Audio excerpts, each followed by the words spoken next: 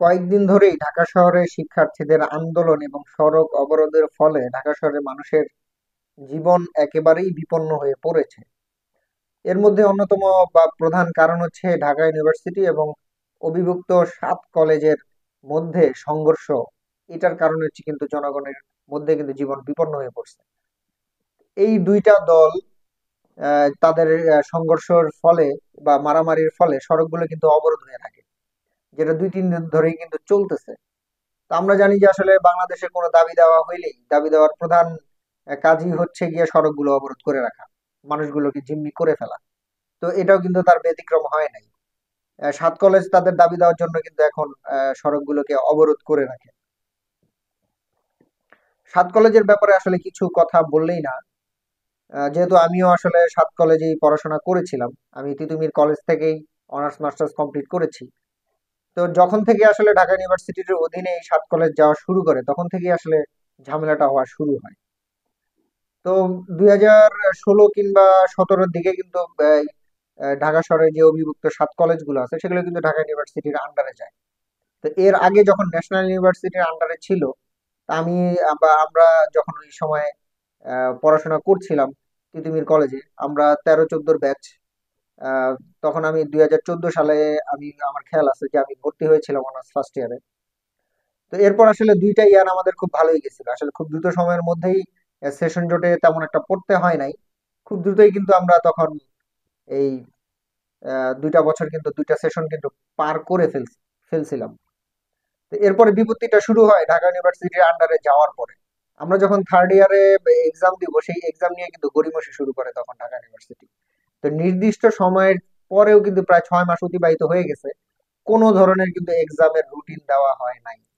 তো যার ফলে আমরা এই 7 কলেজের শিক্ষার্থীরা কিন্তু 6 মাস পিছাচ্ছিলাম। তো এর ফলে যেটা হলো যে 7 কলেজ মিলে কিন্তু তখন একটা আন্দোলন শুরু করে শাহবাগে। সেই আন্দোলনে কিন্তু আমাদের যে ব্যাচের এবং আমাদের ডিপার্টমেন্টের সিদ্দিকও কিন্তু টিয়ার সেলে তার 2 চোখ হারায়। আর সিদ্দিক কিন্তু আমাদের ডিপার্টমেন্টেই ছিল, রাষ্ট্রবিজ্ঞান ডিপার্টমেন্টেই তিতুমির কলেজের, আমাদের বন্ধু বান্ধব ছিল। তো সে কিন্তু এই আন্দোলনে অংশগ্রহণ যখন করে তখন কিন্তু পুলিশ এই ছাত্রদের উপর ক্রমশই আক্রমণ চালায় এবং টিয়ার সেল নিক্ষেপ করে। এবং এই টিয়ার সেলের ফলে বা এই টিয়ার সেলের বিস্ফোরণের ফলে কিন্তু সিদ্দিক তার 2টা চোখই হারায়। এর ফলে সে কিন্তু এখন পর্যন্ত অন্ধ হয়ে আছে এবং অন্ধকার জীবনযাপনই কিন্তু করতেছে। তো এইটা গেল একটা বিষয় যে আসলে পরীক্ষার জন্য 7 কলেজের কিন্তু তখন আন্দোলন করতে হয়েছে যে অতি দ্রুতই যাতে এই পরীক্ষার রুটিনটা দেওয়া হয়। তো যথাসময়ের মধ্যে এই আন্দোলনের ফলে কিন্তু তখনও রুটিন কিন্তু আসে না, এরপরেও অনেক দিন লেটে কিন্তু এই পরীক্ষার রুটিনটা দেওয়া হয়। তো পরীক্ষায় এক্সাম দেওয়া হলো, কিন্তু এক্সামের পর পর যে রেজাল্ট আসলে যথাসময়ে দেওয়ার কথা বা অল্প সময়ের মধ্যে দ্রুত দেওয়ার কথা, এই রেজাল্টটিও কিন্তু তখনো হয়নি, তাদের রেজাল্ট দিতেও 4-5 মাস সময় লেগে যেত। তো এতে করে বোঝা যায় যে আসলে পুরোপুরি ঢাকা ইউনিভার্সিটি এই 7 কলেজকে চালানোর জন্য পুরোপুরি ভাবেই অক্ষম, মানে এটা কিন্তু বলা চলে। তো যাই হোক, আমাদের সময় আসলে তেমন একটা ঝাই ঝামেলা হয় নাই, আমরাও খুব, আমি 2020-এই মাস্টার্স কমপ্লিট করে সেখান থেকে বের হয়েছি। তো এই ঝাই ঝামেলা টুকটাক তো ঝাই ঝামেলা থাকেই, তবে এত বড় পরিসরে ছিল না যেটা ঢাকা ইউনিভার্সিটি এই এই কয়েক বছর ধরে ন্যাশনাল এই 7 কলেজ গুলোর উপর চালাচ্ছে। আরেকটা বিষয় আসলে শেয়ার না করলেই না, 7 কলেজ কিন্তু মোটামুটি ভালো পরিমাণে অর্থ দিয়ে কিন্তু পরীক্ষার ফি দিয়ে বেতন দিয়ে কিন্তু এই পরীক্ষাতে অংশগ্রহণ করে। তো সেই ক্ষেত্রে খাতার মানকে যদি আমি উল্লেখ করি, খাতার মানটা একবারেই বাজে ছিল। যেটা আমরা ছোটবেলায় আসলে নিউজ পিন হিসেবে ব্যবহার করতাম, মানে সর্বনিম্ন দামি খাতাটা যেটা আমরা ব্যবহার করতাম রাফ খাতা হিসাবে, সেই খাতাটা দিয়ে কিন্তু এই 7 কলেজের পরীক্ষার্থীদের দেওয়া হতো এবং এটার মাধ্যমে কিন্তু লেখাটাও খুব মুশকিল ছিল। মানে একেবারেই লেখা মানে খসখস করতো, লেখা আগাতো না, বা লিখতে হাত ব্যথা হয়ে যেত, এরকম একটা পরিস্থিতি ছিল। কিন্তু এর আগে যে 2টা বছর আমরা ন্যাশনাল ইউনিভার্সিটির আন্ডারে এক্সাম দিয়েছিলাম, তখনকার পেপারগুলো কিন্তু অনেক উন্নত মানের ছিল, বাংলাদেশের সর্ব উন্নত মানের খাতাগুলো কিন্তু বা পেপারগুলো তখন দেওয়া হয়েছিল।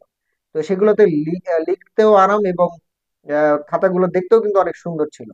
তখন ছিল যে রেজিস্ট্রেশনের যে বৃত্ত ভরাট এরকম, মানে আমরা অন্যান্য এক্সামে যেরকম বৃত্ত ভরাট দিয়ে রেজিস্ট্রেশন নাম্বার দিয়ে ভরাট করি, তো সেরকম একটা পলিসি ছিল। কিন্তু ঢাকা ইউনিভার্সিটির আন্ডারে যাওয়ার পরে ওইখানে সাধারণত একটা মানে উপরে সিলের মতো একটা লেখা থাকে, একটা নকশা আঁকা থাকে, ওইটার মধ্যে কোন বিভাগ, কোন ডিপার্টমেন্ট, রোল কত, এগুলো সামথিং হাতে লিখে দিতে হতো। তো এই একটা বিষয় গেল।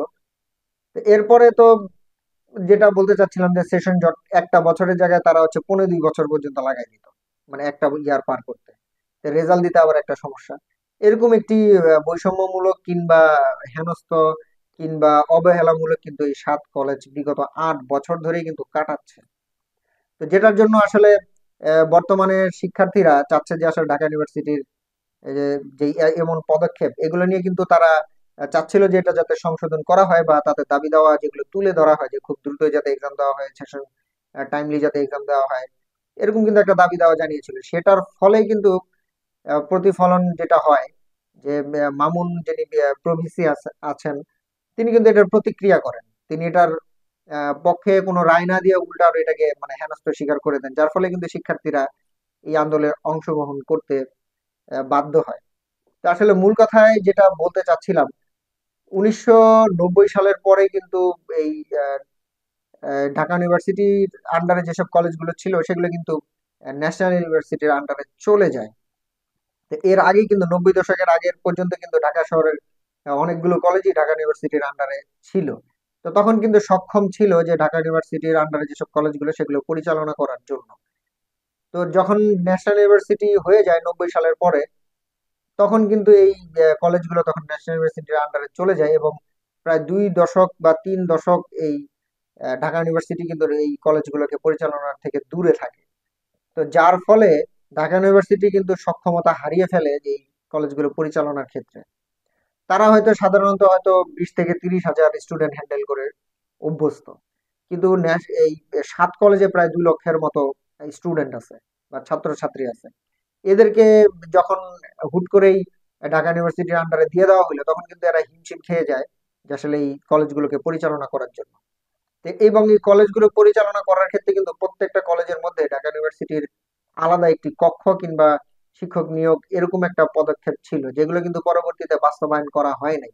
এবং শিক্ষার মানও দিন দিন কিন্তু অন্যান্য যে লোকাল মানের কলেজগুলো ছিল সেগুলোর থেকে 7 কলেজের পড়ালেখার মান দিন দিন কিন্তু নিম্নের দিকে যেতে থাকে।